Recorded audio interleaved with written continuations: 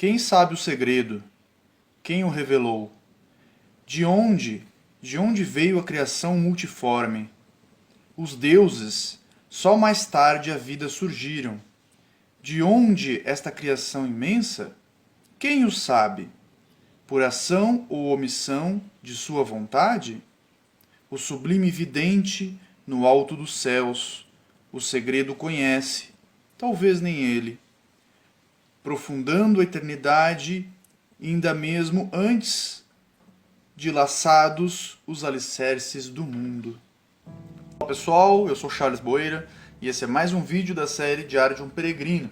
E esse é o segundo, o qual eu estou falando sobre a Doutrina Secreta, obra de Helena Petrovna Blavatsky, publicada no Brasil pela editora Pensamento. Eu havia planejado inicialmente, nesse segundo vídeo dessa minissérie, dentro da série Diário de um Peregrino, já ler trechos da instância de Dzan, da primeira instância, citada na Cosmogênese, que é o primeiro volume da Doutrina Secreta. Mas eu percebi que eu necessitaria falar algumas coisas antes, fazer alguns vídeos com alguns pontos importantes para tornar essa sequência mais didática, principalmente para quem não conhece ainda a obra. Então nesse vídeo eu vou falar um pouquinho sobre como foi escrita a Doutrina Secreta, qual foi o processo de produção e que doutrina é essa? Por que doutrina? Por que secreta? Bom, a gente fala doutrina porque é no sentido de ensinamento. Então a gente diz que na literatura teosófica existem várias doutrinas, doutrina do karma, doutrina da reencarnação. Então, doutrina é no sentido de ensinamento, de conhecimento, que é passado adiante. Por que secreta? Porque conta a literatura, né, que no passado muito longínquo a humanidade teve esse conhecimento acessível e não fez bom uso. Então, por isso, ele foi velado, dizem que por 12 mil anos. Isso quer dizer que ninguém tinha acesso a esse conhecimento?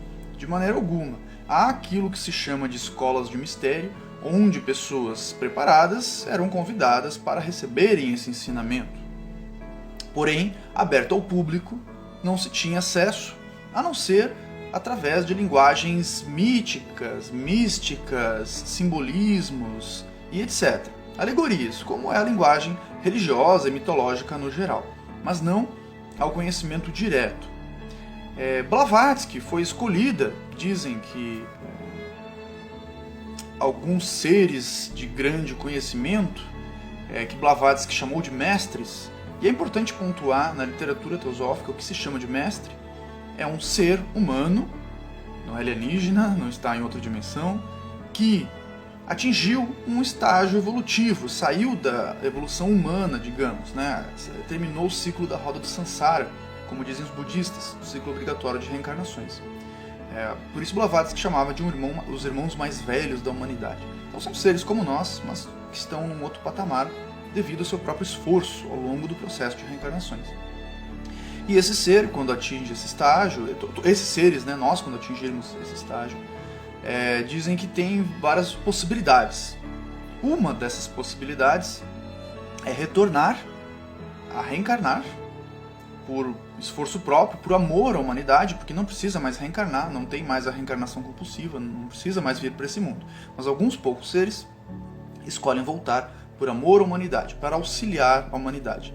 Desses que retornam, menor ainda é o número daqueles que aceitam aprendizes, aceitam ensinar pessoas que que não chegaram nesse nível, mas que têm alguma possibilidade, alguma capacidade de compreensão desses assuntos. E trabalho pela humanidade, isso é o mais importante. Então, para a literatura teosófica, mestres são somente esses seres. Terminaram o estágio humano, poderiam não estar mais aqui, mas voltam por amor e aceitam ensinar alguém. Blavatsky foi discípula de um especificamente, mas foi instruída por dois e teve contato com outros também ao longo de sua vida. Mas principalmente dois desses mestres a escolheram como um veículo para trazer uma parcela dessa sabedoria que estava velado no Oriente para o Ocidente de maneira aberta.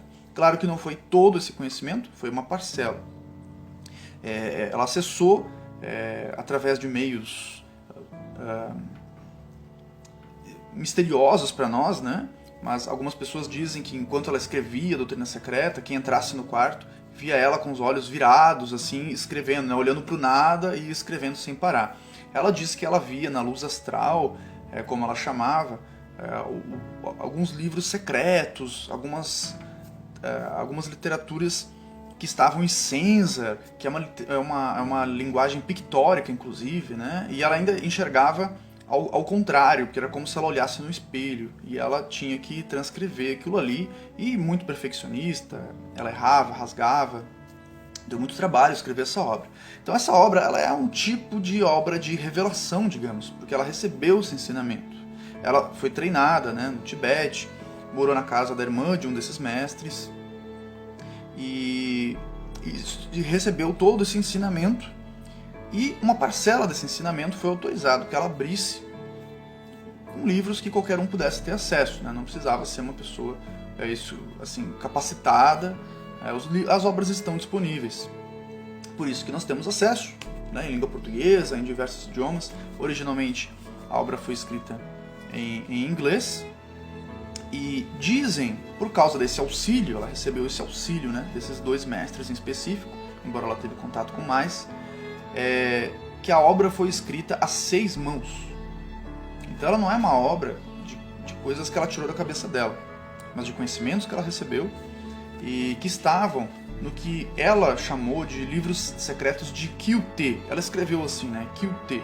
Depois, posteriormente, na época não existiam traduções para esses termos, essas literaturas.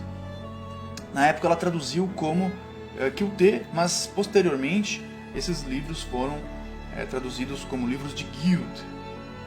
E são encontrados em algumas tradições do tantrismo, enfim. Mas ela teve acesso, claro que ela não abriu todo o conhecimento, mas ela abriu uma pequena parcela que nos revela muita coisa e que particularmente nós não conseguimos, às vezes, muitas vezes, na maioria das vezes, assimilar de maneira completa. É importante entender que, principalmente a obra Doutrina Secreta, mas várias obras da literatura teosófica também servem com esse propósito, mas principalmente por ter sido escrita a 6 mãos, como dizem, ela é uma ferramenta do que se chamam de Gnana Yoga, ou Jnana Yoga, ou Inanna Yoga, eu nunca sei a pronúncia correta, cada um fala de uma maneira, mas que é chamado de Yoga do Conhecimento. Blavatsky diz que a doutrina secreta não revela o que é teosofia, não explica exatamente o que é teosofia, mas nos conduz ao entendimento. Como eu comentei no outro vídeo, o propósito da obra é desconstruir nossos conceitos errados, nossa percepção errada da realidade e nos conduzir a um entendimento direto, a um processo intuitivo. Mas para isso é necessário treinar a mente antes. Então, transcender a mente é diferente de ignorar a mente. Por isso que se estuda, né? Porque uma pessoa que tenha esse contato direto com essa sabedoria, mas não tem a mente preparada, vai cair no fanatismo religioso, até mesmo loucura, esquizofrenia e outras coisas, com certeza, né?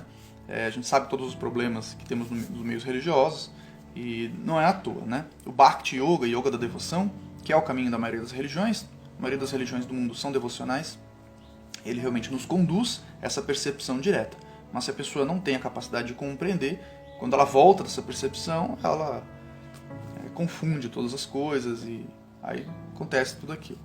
Bom, isso quer dizer que a obra Doutrina Secreta ela é uma obra de revelação, mas isso não significa que ela seja infalível.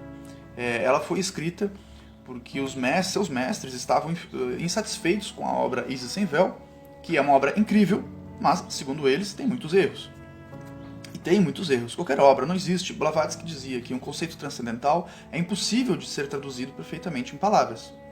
Então, a Isis Sem Véu tem muitos erros, Doutrina Secreta também não deve ser lida como uma obra infalível. Nenhuma obra deve, porque é impossível traduzir em palavras.